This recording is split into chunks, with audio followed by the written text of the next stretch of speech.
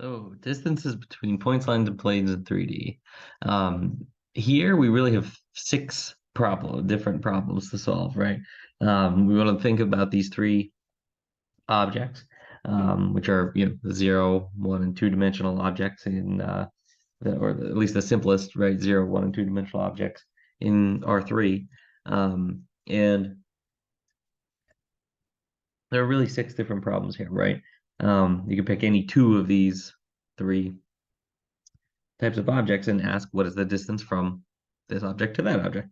Um, so here, what we're going to do today is we're going to cover these three cases, right? The point-to-point distance, the point-to-plane distance, and the point-to-line distance. In a later video, I'll show how these three cases, they all reduce to the first three cases, right? So it turns out you don't need any new formulas, any new mathematics for those cases 4, 5, 6. You can actually reduce them all to what we get here in 1, 2, and 3. So let's look at case 1. This is essentially just the Pythagorean theorem, right? If you're looking at point-to-point distance. So we have, we're in 3 dimensions, and so you have 2 points given here. And, so you have some point that we call point A, we have some point that we call point B, and we want the distance between them, right? So this is the magnitude of the vector AB, right? So you just subtract the coordinates of A and B and take the magnitude. If you want to say that more explicitly, you can, right? It's the square root of the sum of the squares of the differences in the x coordinates, right? The y coordinates and the z coordinates, where point A is all the subscript A points, and then B is all the subscript B points, right? So that's your point-to-point distance formula. You could think of it as vector magnitude, or you could think of it as Pythagorean theorem, same thing, right? Okay, so that's point-to-point.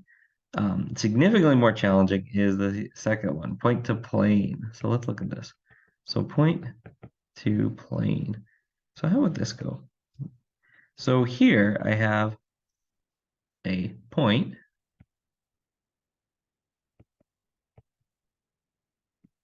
right, and a plane. So let's say we have a point P, right? And so we're given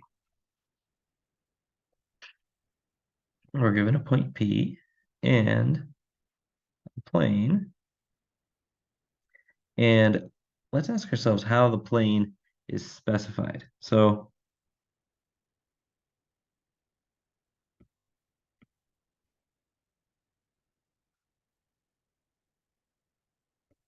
I have some plane,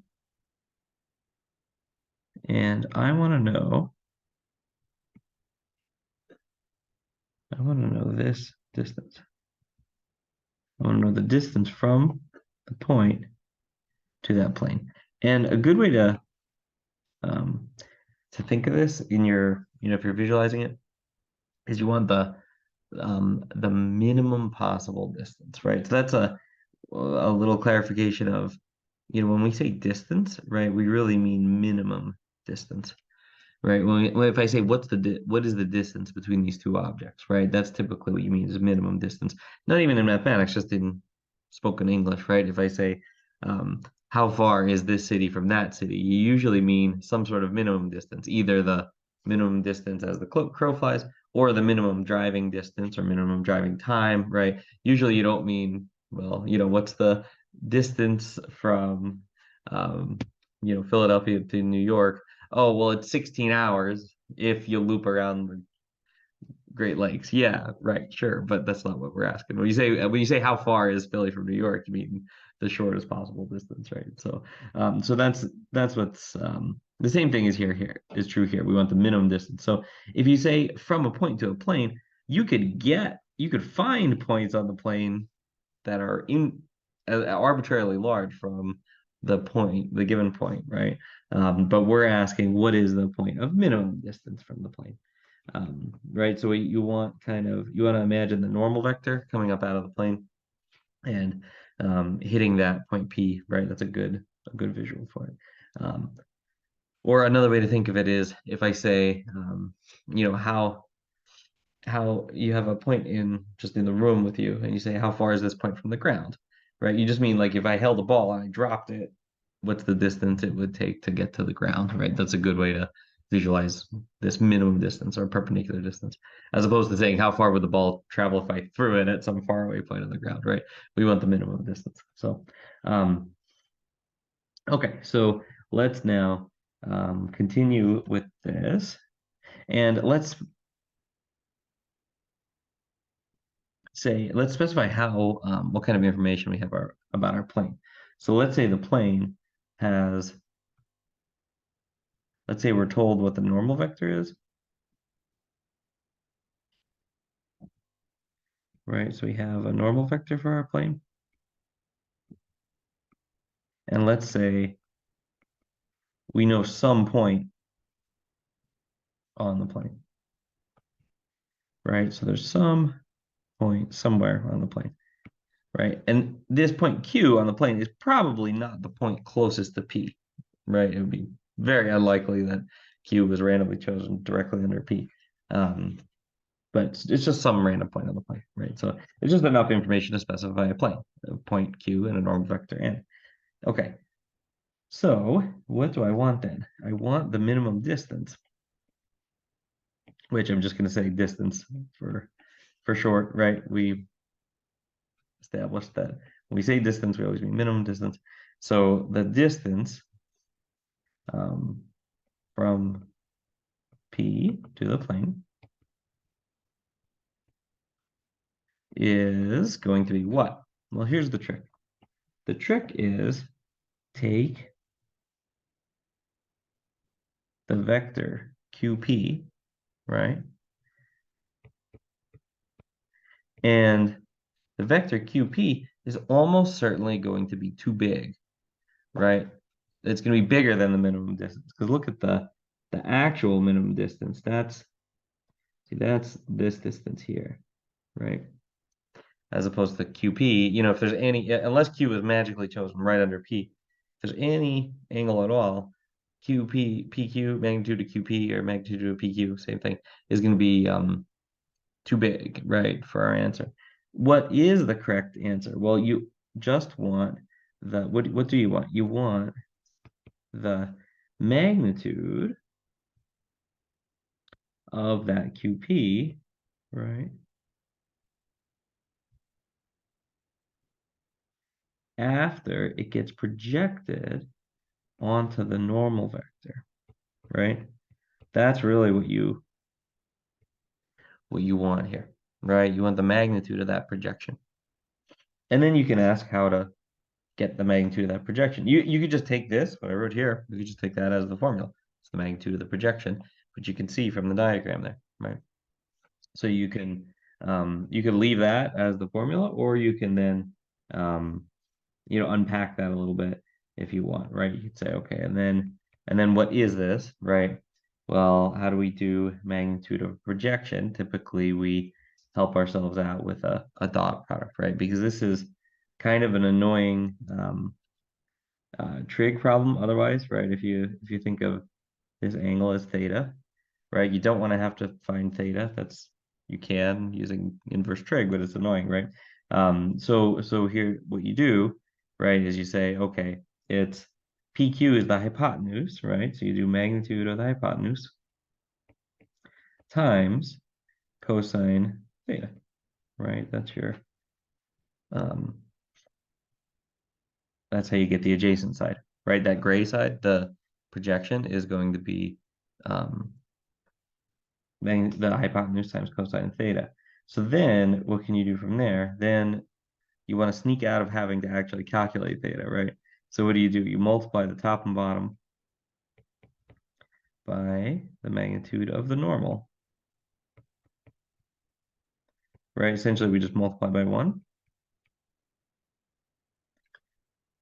So then, why did I do that? Well, because now the numerator is squeaky clean, right?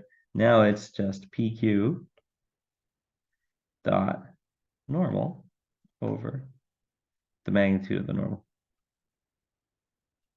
right? So if your normal vector happens to be a unit vector, then the denominator isn't even there, right? And the dot product of PQ with N just gives you the distance, the point-to-plane distance. Here we actually have a denominator, right? Because I wrote it that way because typically, when you're working with a plane, you don't necessarily always assume that the normal vector is a unit vector, right? Okay, so there we go. There's the point-to-plane distance formula, right? You can leave it in this form. It's a perfectly good thing to do, or you can unpack it using this, right? There's a little trick of turning it into a dot product. So this one is, calculation-wise, absolutely the easier one to use, the one down below. Yeah, that's a better one. So, all right, so that's point to plane distance, right? The point to line distance formula is extremely similar idea.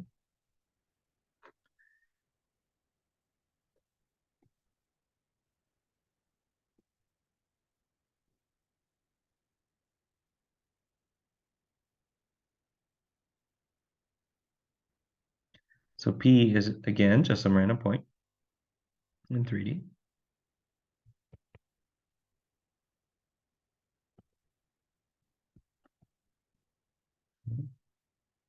And then L is a line.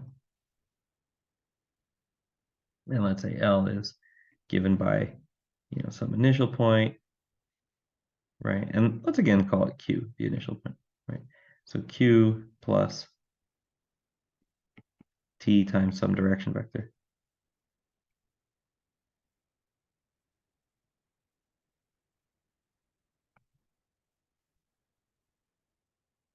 Right, so now Q is the starting point of our line. And then direction vector is D.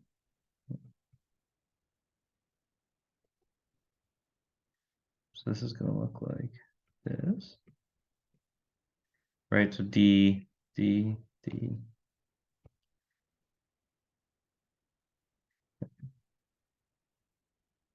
Right, so there's our point and our line.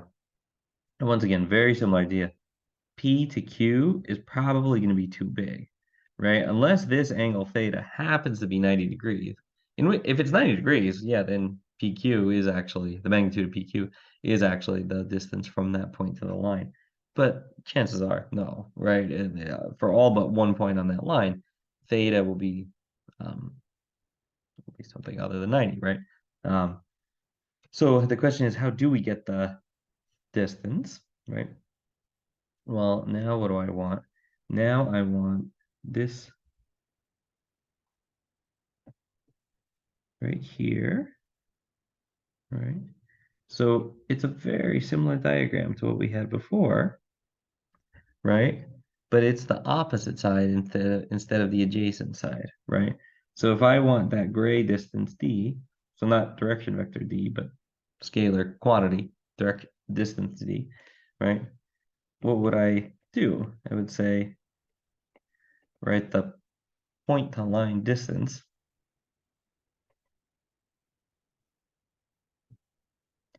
is what? This time it's going to be the hypotenuse times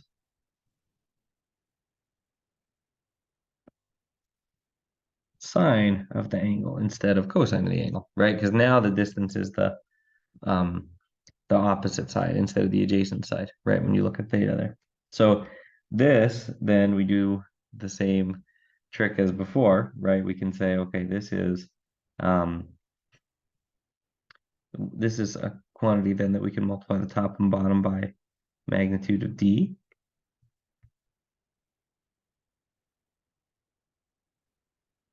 And you might say, why am I even introducing the direction vector to this picture? Where does this have anything to do with anything? Well, theta, right? Theta is the angle between the direction vector and PQ, right? So that's why I need magnitude D there, because now I can turn the numerator into a cross product, right? The numerator now becomes the cross product of PQ with D, right? Divided by the magnitude of D. So once again, you get this very nice formula. If your direction vector happens to be a unit vector, you don't even need that denominator, right? Then it's just magnitude of the cross product. And what's really nice is they're basically the same formula, right? The basically dot product gives you the point to plane distance, and cross product gives you the point to line distance. So it's very nice setup. Nice parallelism between the two, right? So, okay, there we go. So there we have our point to plane and point to line distances, right? Let's do a short example of each, just to see it in practice, right? So let's say find the distance from point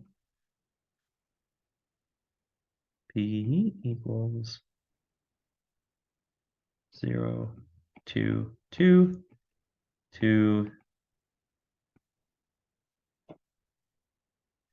the plane given by x plus 2y minus z equals 0. Right? So let's say this is our situation, right? So let's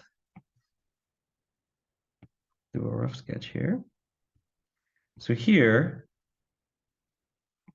for the point, I have 0, 2, 2, right? There's my point P. And now for my plane, I have this plane passes through the origin, right? Just by arithmetic, 0, 0, 0. If I plug in 0, 0, 0 for x, y, and z, yeah, I get 0. So that's right. So that's a solution. So this passes through the origin. And what's the normal vector? The normal vector is 1, 2, minus 1, right? If you have a plane in standard form, just rip off the coefficients of x, y, and z to get the normal vector. So I have, okay, so I have 1, 2, minus 1. So my, here's 1, comma 2, comma minus 1 goes kind of down there below the xy plane, right? And then it's through the origin. So that's my plane here that I'm trying to calculate the distance onto, right? So there's my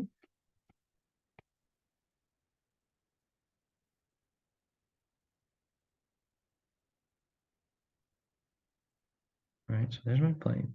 So my plane is going through the origin, and it's perpendicular to this normal vector, right? And what I want is I want the point to plane distance, right? So if you want, you could draw this diagram, right? No, this diagram, there you go, right? Of projecting onto the normal. But these intermediate steps are always going to be the same each time, right? You're always basically going to use that dot product formula to clean up that projection calculation. So we can honestly just hop right to this ending formula in the box, right? So I have Q is, right, Q is this, 0, 0, 0.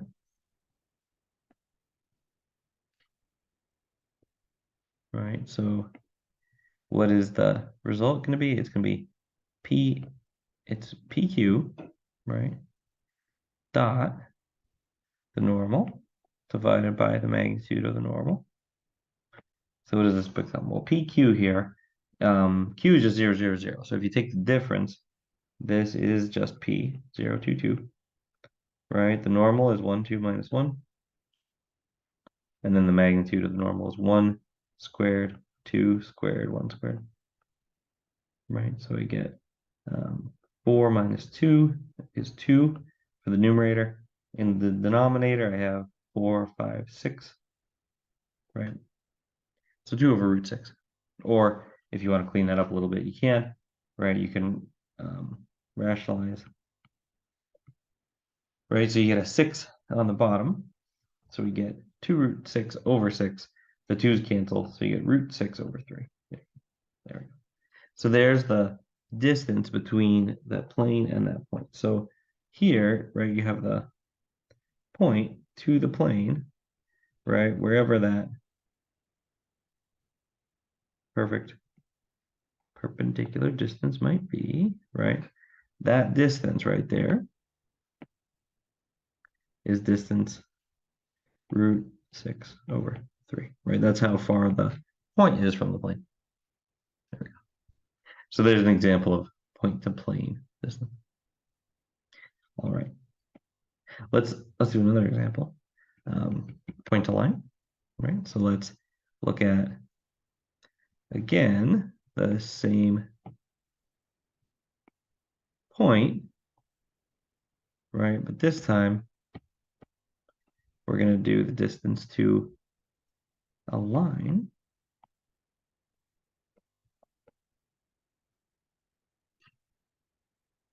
And let's do this line. Let's do the line L of t, let's say is, how about it's going to start at, let's do this 1, let's do 1, 3, 3, right? And then let's say then its direction vector is going to be -1, -1, -1. Right? So let's do this. So what happens here? So here I have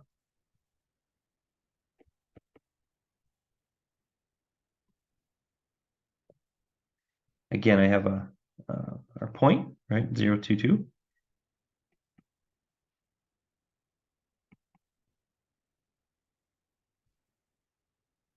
And then we have this line, right? Which starts here at 1 to 1 on the x, and then 3 on the y, and 3 on the z, right? So there's my starting point. And then from there, the direction vector is going to be like this. So the line actually passes through the point P, right?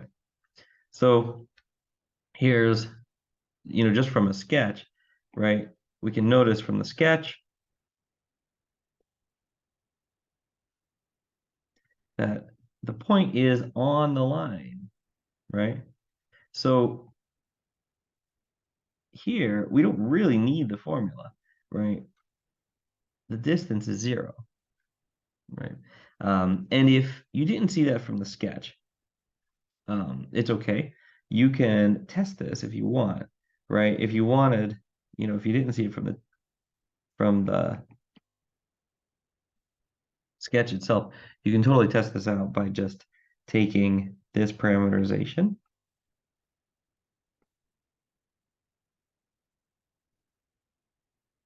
right, and setting it equal to the point to see if, right, and then solve for t and see if that point is actually on that line, right? So if you do this, the first equation, right, the x equation, what does the x equation say? The x equation says that 1 minus t equals 0. So t equals 1. Now, does that contradict the y equation or the z equation? Nope, they all agree, right? Because 3 minus t equals 2. That also says that t equals 1. 3, and then this is the same equation again. 3 minus t equals 2 says t equals 1, right? So they all say that t equals 1. So when t equals 1, all 3 coordinates are simultaneously equal to the coordinates of P. So this gives us then our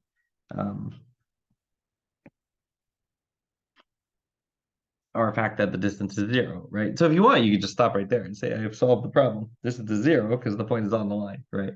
But I want to use the formula anyway. Why do I want it to? Just to show that it works, right? Just to show that even in this strange case where the point is on the line, the formula is still valid.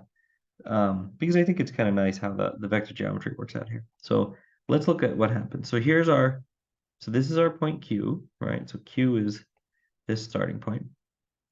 So what's our, if we use the formula, what does it become?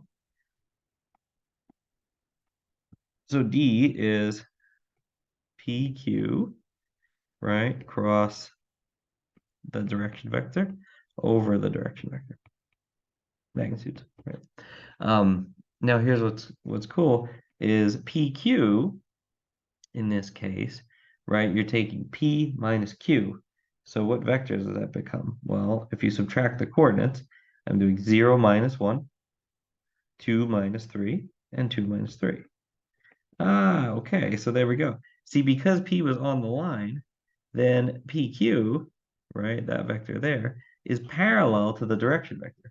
Here, it's in fact equal to the direction vector, but it's still true that it's parallel, right? So what happens when you take a cross product of two parallel vectors? You get 0. Perfect, right? And if you want to test this out, you can by actually doing the cross product. You can test it out, but I'll fast forward that, right? So check that if you like. But that's a fact about cross products, right? Vectors are perpendicular only if and only if they have 0 dot product. Vectors are parallel if and only if they have 0 magnitude cross product, right? So this is where it's very nice that the vector geometry lines up with, the sort of regular geometry saying, hey, the point is on the line, therefore the distance 0, lines up with the vector geometry, right? That if P is on the line, then PQ will be parallel to D, and that cross product will have 0 magnitude.